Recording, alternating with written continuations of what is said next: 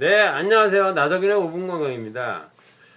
지금 이제 질문하신 분은, 여러 가지 이제 공황장애도 있으시고, 그래서 몇 년 전부터 이제 공황장애 치료를 받으시고 있는데, 이제 숨 쉬는 게 불편하고, 그래서 이제 약 먹으니 괜찮다가 끊으니까 다시 불편해진다, 이런 말씀이시고요.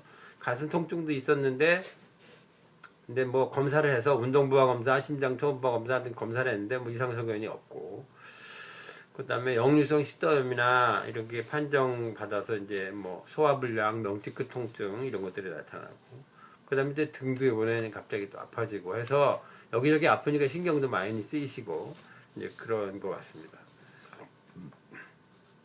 그런데 이제 지금 역류성 식도염 증후군이라는 게 있습니다. 역류성 식도염 증후군이라는 게 뭐냐면, 역류성 식도염이 우선 있어야 되고요. 있으니까 역류성 식도염 증후군이고요. 그 다음에 그거하고 또 다른 가슴의 통증이나 두통이나 뒷머리 아픈 거나 어깨 아픔이나 또 불안한 증상 이런 것들이 우울한 증상 이런 것들이 같이 있는 경우를 역류성 식도염 증후군이라고 합니다. 근데 그런 것들이 역류성 식도염과 관계가 없거든요. 머리 아픈 게 역류성 식도염 관계가 있겠습니까? 등이 아픈 관계가 있겠습니까?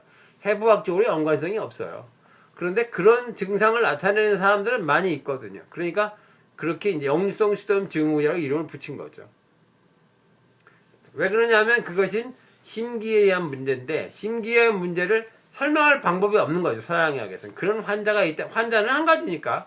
환자가 서양의학적 환자, 한의학적 환자가 다른 게 아니니까 환자는 하나인데 그걸 서양의학으로 해석하려니까 잘 안 돼갖고 그런 그룹을 이렇게 모아서 역류성 식도염 증후군이다 이렇게 붙인 거고요. 한의학에서는 그걸 그렇게 구차스럽게 그렇게 하지 않아도 심기라는 부분이 있으니까 심기를 해석을 하니까 한꺼번에 해석이 된다 이런 말씀이죠. 심기의 문제는 가슴에서 기운이 막히기 때문에 첫째는 이제 가슴이 아프죠. 그리고 또 하나는 이제 답답하고 숨이 안 쉬어지고 그런 문제가 있고요. 기가 뭉친 부분에는 반드시 어떤 염증이라든가 그런 부분이 생기길 잘 생깁니다. 그러니까 그 아래에 있는 식도염이나 또는 위염이나 위궤양이나 이런 것들이 잘 생기죠.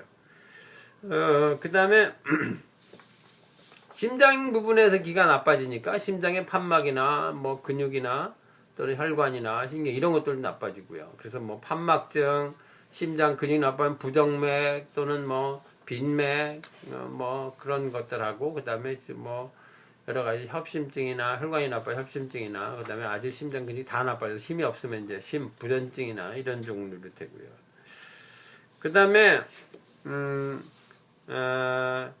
위쪽으로 가니까, 위쪽으로 쭉 맞추니까 여기 목에 걸려서 매끼 걸린 것 같은 느낌 하구나. 그래서 이제 또 입이 잘 헐거나 또는 비염이 잘 생기고 또 눈이 잘 충혈되거나 피곤하고 두통이 있고 어지럽기도 하고 메니에르 같은 것도 생기고 척추가 눌려서 디스크도 잘 생기고 목이 늘 뻣뻣하고 아프고 척추 아프고 어깨 아프고 이렇게 됩니다. 그런 것들은 소주천의 흐름을 따라서 그 경로에 따라 생기는 건데 사람마다 그 뭉치는 곳이 틀려요. 그래서 어떤 사람은 여기에서 많이 뭉치고 어떤 사람은 여기서 많이 뭉치고 여기 많이 뭉쳐서 그거에 따라서 증상은 조금씩 다르지만 결과적으로 그건 소주천 때문에 생긴 문제다 이런 거죠. 그 한의학적 치료는 이제 기의 활성을 높여서 기는 에너지 같은 건데 세포 활성, 그래서 면역성이 높아지는 거고, 그래서 몸이 건강해지는 거죠. 그 활성을 높여서 면역성을 높이는 그런 치료를 하는 거고요. 기는 에너지 같은 거라면 혈은 구조적인 문제, 서양의학에서 검사되는 건 몽땅 다 혈입니다.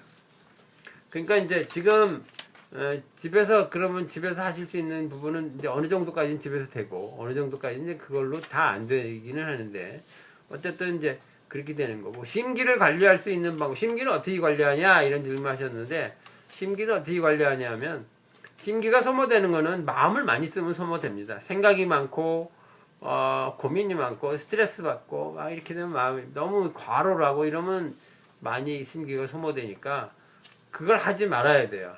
근데 그 마음을 다스리는 게 생각보다 어렵기 때문에 마음은 내버려 두고, 마음이 또 몸에 영향을 미치지만 몸도 마음에 영향을 미치기 때문에 몸을 이완되게 방법으로 움직이면 차차 마음이 이완됩니다. 몸을 이완되게 움직인다는 것이 바로 기공입니다. 그래서 기의 힘의 양을 딱 맞춰서 하는 운동을 하시면 됩니다.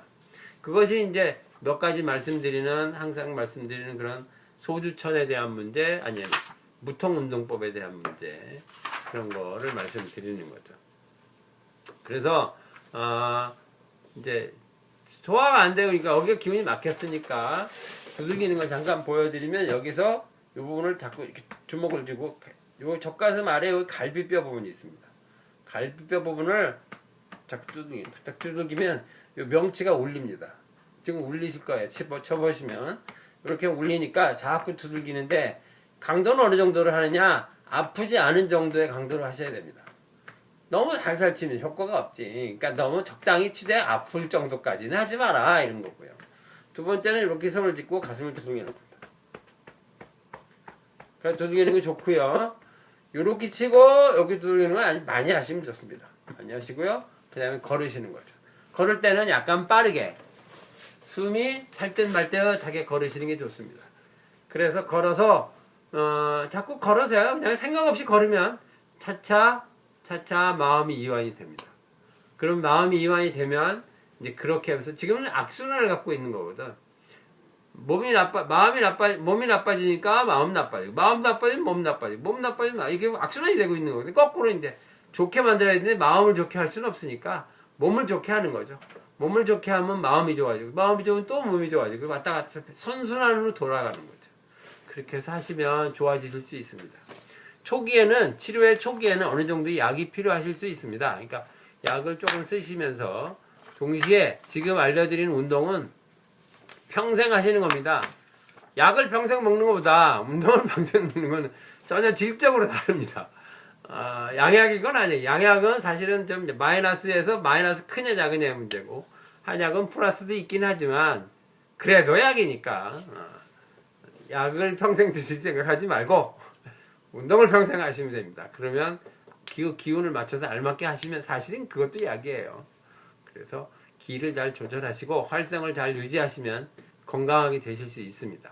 힘을 내셔서 치료에 도전하시기 바랍니다. 네, 이상 나도구인의 5분 건강이었습니다.